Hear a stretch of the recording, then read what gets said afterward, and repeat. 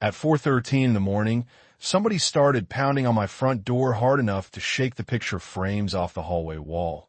Then a woman's voice screamed, "Open this door right now, or I swear to God I'll have her dog destroyed by sunrise." And before I could even reach the living room, the deadbolt cracked, the door flew inward, and standing there in silk pajamas and a white cashmere coat like some drunk suburban dictator was the president of our HOA, holding a fake master key in one hand and a bottle of wine in the other. The crazy part isn't that she broke into my house. The crazy part is that she had no idea my 2 retired military shepherds were already moving toward her in complete silence. Her name wasn't Bethany anymore. In my version of the story, let's call her Vanessa Vale, because even now, after everything that happened, saying her real name still leaves a bitter taste in my mouth. I'm Caleb Mercer, 51 years old, retired Army criminal investigator, now doing private security, consulting mostly for corporate clients who pay ridiculous money to have former military guys tell them their office buildings are vulnerable to idiots. My wife Elena is an ER trauma nurse, the kind of woman who can eat cold lasagna at midnight after watching somebody die and still somehow smile at you like life's going to be okay. We got twin daughters, Ava and Lily, 16 at the time all this happened, and 2 retired military canines named Ghost and Mako, both German shepherds, both carrying more emotional scars than most people ever will. Ghost used to wake up snarling in his sleep sometimes, legs twitching like he was still overseas. Mako only had 1 full ear left after an explosion overseas tore half his face apart. The military was going to put them down after retirement because they were considered too difficult to rehome, so I took them both. We moved into Brighton Hills because we were tired. That's the honest truth. 23 years dealing with real violence makes you crave boring things: lawns, neighbors grilling burgers, kids riding bikes, dogs barking at squirrels instead of gunfire. The realtor sold us this fantasy about Brighton Hills being quiet, patriotic, family-oriented. What she forgot to mention was Vanessa Vale ran the neighborhood like a tiny blonde North Korean dictator with Botox and a Lexus SUV. First time I met her, she walked onto my property without knocking while I was helping Ghost through a therapy drill in the backyard. I remember the smell before anything else. Vanilla perfume so thick it felt radioactive. "Well," she said, sunglasses still on even though the sun was setting, "you people certainly settled in fast." You people. I'd heard that tone before, usually from civilians who claimed to support the troops until actual veterans moved next door. Ghost was lying peacefully beside me. Mako was asleep near the fence, but Vanessa stared at them like they were loaded weapons. "Those animals have already frightened several residents," she announced, pulling out a little leather notebook. "And frankly, Caleb, this neighborhood isn't really designed for aggressive energy." I laughed a little because honestly I thought she was joking. "Ma'am, these dogs are federally certified therapy animals." "Oh, please," she snapped, smiling without warmth. "Every unstable veteran says that nowadays." That right there, that was the moment something shifted inside me. Not anger. Not yet. Recognition. Because people think bullies are loud. Real bullies usually aren't. Real bullies smile while they test your boundaries. They poke gently at first, checking whether you'll tolerate disrespect quietly because you're tired or polite or trying to avoid conflict. Vanessa spent the next 3 months building pressure around my family, one tiny move at a time. Noise complaints, anonymous reports, fake violation notices printed from her home computer. She accused our dogs of predatory behavior because Mako barked once at her landscaper's leaf blower. She fined us for having military-style equipment in the garage, meaning my old lock tool cabinets. And somehow she always smiled while doing it. Meanwhile, her own son raced dirt bikes through the neighborhood every Saturday morning like a meth-fueled tornado, and nobody said a damn word. Then the rumors started. At school, kids whispered that my dogs were trained attack animals. Somebody told Ava her father probably had PTSD episodes. One parent actually asked Elena whether she felt safe living with someone who'd seen combat. That one nearly broke her. I came downstairs one night around midnight and found my wife sitting alone in the kitchen eating crackers over the sink, staring into space while Ghost rested his head against her leg. "You okay?" I asked. She gave me this exhausted little smile and said, "I spent 12 hours saving gunshot victims today, and somehow this woman still scares me more." That's when I knew this wasn't neighborhood drama anymore. This was psychological warfare. And the worst part? Vanessa wasn't acting alone. Because one night, while reviewing security footage from our driveway cameras, I noticed her standing across the street talking to somebody inside a black SUV I'd never seen before. She handed the driver a folder, thick, organized, deliberate. Then she pointed directly at our house. And that's when I realized something terrifying. We weren't just being harassed. We were being targeted. The next morning, I started digging the same way I used to overseas when something felt wrong, but nobody else could see it yet. Slow, methodical, quiet. Most people make the mistake of reacting emotionally when they're cornered, but years in military investigations taught me something important. Panic makes you predictable. Calm people survive longer. So while Vanessa kept performing her little HOA queen routine around the neighborhood, I started documenting everything. New cameras went up around the house first. Not obvious ones either.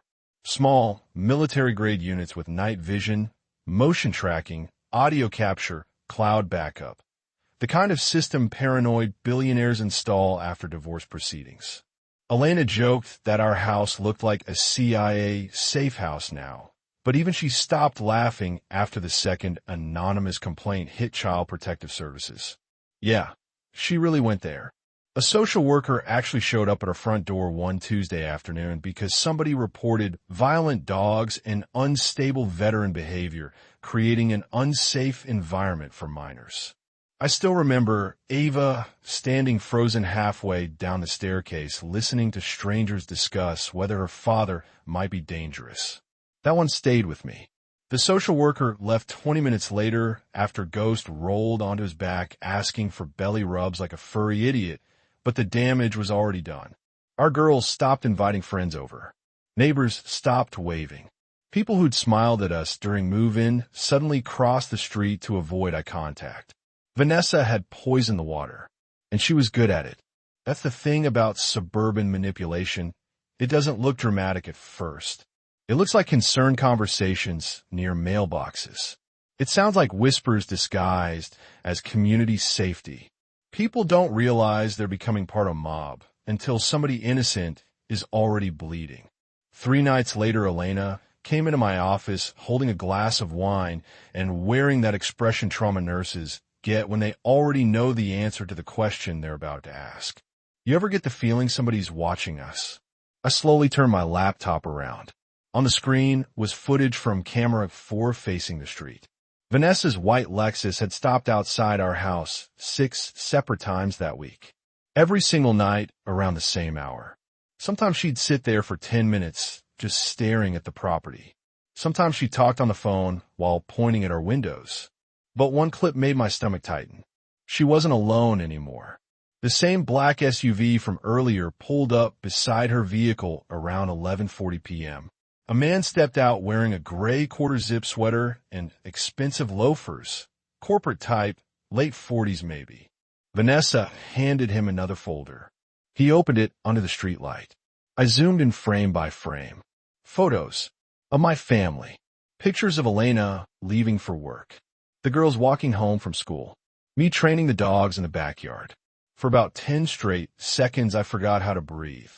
Elena whispered, "Caleb, who the hell are these people?" That's when the old instincts kicked back in fully. The version of me I thought I'd buried after retirement quietly stood up and walked back into the room. The next 48 hours turned into a full investigation. Property records, business filings, HOA financial disclosures, security footage, public court databases. I barely slept. Coffee became a personality trait. Elena kept bringing me food I forgot to eat while Ghost laid under my desk like he knew something bad was coming. And little by little, the pattern started appearing. Brighton Hills had lost 5 military families in 4 years. Every single one of them moved after aggressive HOA harassment. Every single home sold below market value. And every single property was later purchased through shell LLCs connected to the same real estate investment company. Halcyon Residential Group. That was the name. Fancy website. Corporate language. Community revitalization initiatives. Luxury neighborhood optimization. All polished nonsense designed to hide the ugly truth underneath. They were targeting veteran families. Pressure them. Isolate them. Create conflict. Tank property value. Force distressed sales. Flip homes for profit. Vanessa wasn't just some bored Karen drunk on HOA power. She was feeding people to investors. I sat there staring at my screen around 3 in the morning, feeling this cold pressure build in my chest. Not fear, exactly, more like disgust. The kind you feel when you finally understand how deep corruption really goes. Elena leaned against the doorway in one of my old army shirts, arms folded tight. So what now? I looked over at her. Now we stopped being polite. The first counterattack was legal. I hired Marcus Reed, former JAG officer, combat veteran, and one of the nastiest attorneys I've ever met in my life. Marcus had this calm preacher voice that somehow made threats sound professional. After reviewing the evidence, he leaned back in his chair, smiling slowly. Well, damn, he said. Your HOA president accidentally wandered into federal conspiracy territory.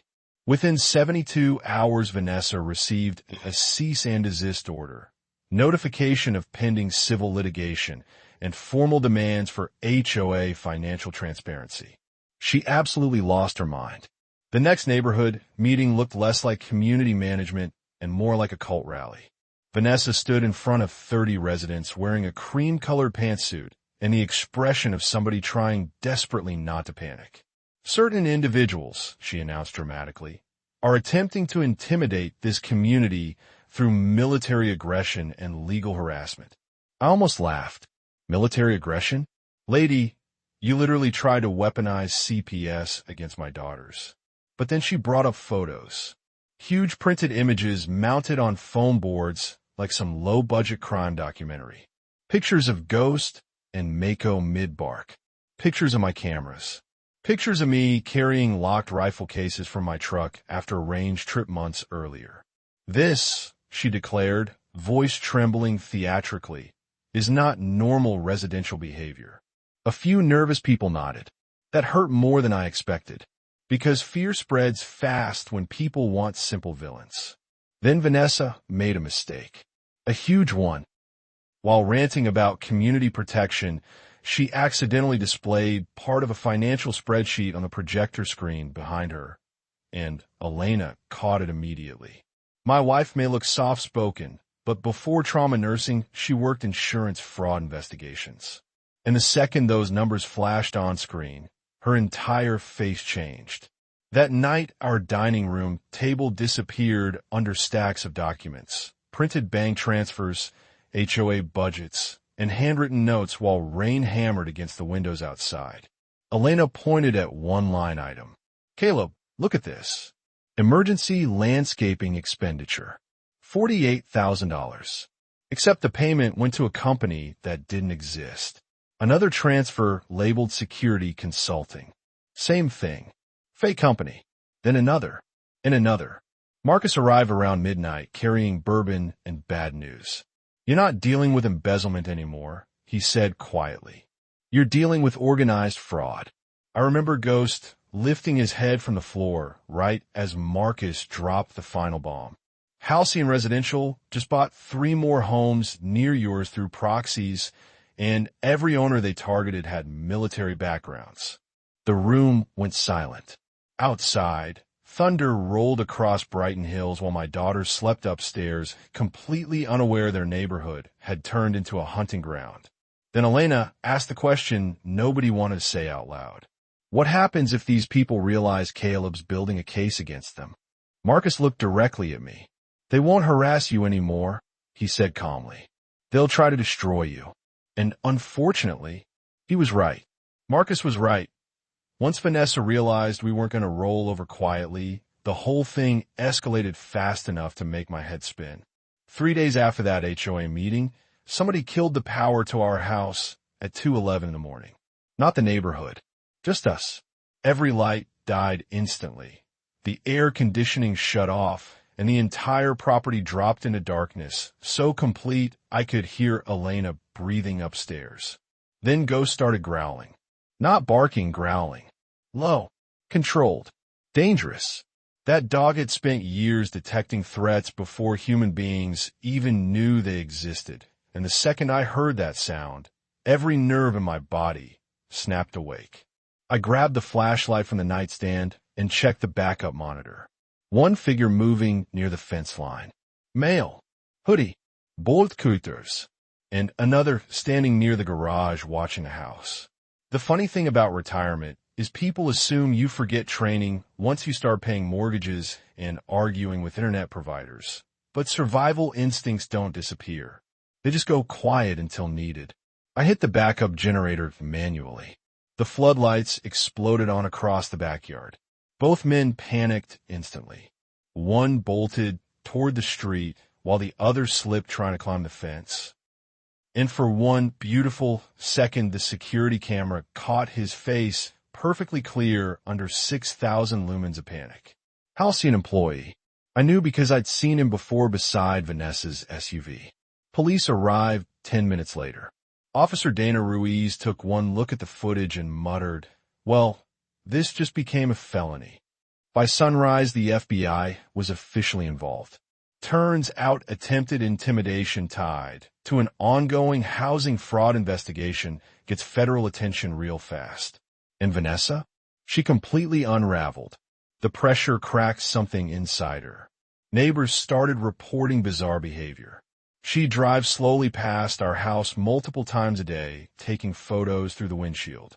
She cornered residents near the mailbox, demanding loyalty. At one point, she apparently accused an elderly couple of aiding military extremists because they brought Elena soup after a rough ER shift.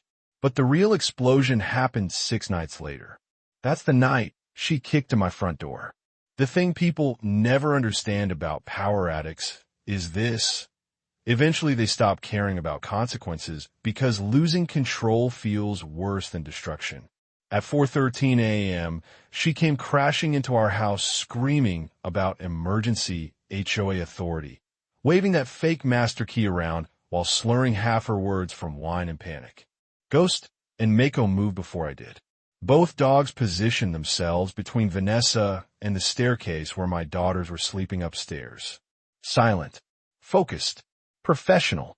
Vanessa froze instantly. And honestly, watching pure terror replace arrogance on her face felt incredible. "You psycho bitch," Elena shouted from the hallway. "You broke into our home." Vanessa pointed at me with shaking hands. "You did this," she screamed. "You ruined everything. They're investigating me because of you." "No," I said calmly. "They're investigating you because you committed crimes." That sentence broke her. She lunged toward me, screaming absolute nonsense about conspiracies and stolen neighborhoods, while Ghost barked once, so loud it rattled the windows. Then came the best sound I've ever heard in my life. Police sirens. Because the second she crossed our doorway, the silent alarm triggered automatically. Vanessa got arrested barefoot in silk pajamas, while standing in my living room, surrounded by 2 retired military dogs and 6 actively recording cameras. Poetic doesn't even begin to describe it. But the craziest part came afterward. Once federal investigators dug deeper into Halcyon Residential, the whole operation collapsed like rotten wood. Fraud, targeted harassment, illegal property acquisitions, shell companies, bribery, financial laundering. They'd been running versions of the same scam in 3 different states, using HOAs as weapons against vulnerable homeowners, veterans especially, because military families relocate often and usually avoid conflict until it's too late. Vanessa eventually took a plea deal. 7 years federal prison. Asset seizure. Permanent fraude restriction. Last I heard, she spends her mornings cleaning cafeteria tables somewhere in Alabama, wondering where her authority went. And Brighton Hills? Funny enough, it became the neighborhood we originally thought we were moving into. A real community. People started talking again after the truth came out. Neighbors apologized. Some cried. One older man who'd avoided us for months came over holding a six-pack and admitted he'd let fear make him stupid. I respected that. Fear does that to people sometimes. Ghost and Mako became local celebrities after the story spread online. Elena started helping veterans connect with therapy animals through the hospital. Ava and Lily eventually brought friends home again without worrying somebody's mom thought their father was dangerous. And me? Honestly, I still think about Vanessa sometimes. Not because I miss the chaos, because part of me wonders what turns a person into that. How empty somebody has to feel inside before controlling other people becomes the only thing keeping them standing upright. Maybe she started as a lonely woman who liked rules too much. Maybe money poisoned her slowly. Maybe power did what power always does to weak people. Made them believe they were gods inside tiny kingdoms. I don't know. What I do know is this. Communities fall apart real quietly when good people stay silent just to avoid uncomfortable conversations. That's how people like Vanessa survive. Anyway, if you made it this far, I want to know something honestly. Do you think the neighbors who believe Vanessa deserve forgiveness after everything happened? Or once somebody helps destroy your family's reputation, is there no coming back from that? Drop your thoughts in the comments because I've gone back and forth on that question for 2 years now, and I still don't fully know the answer.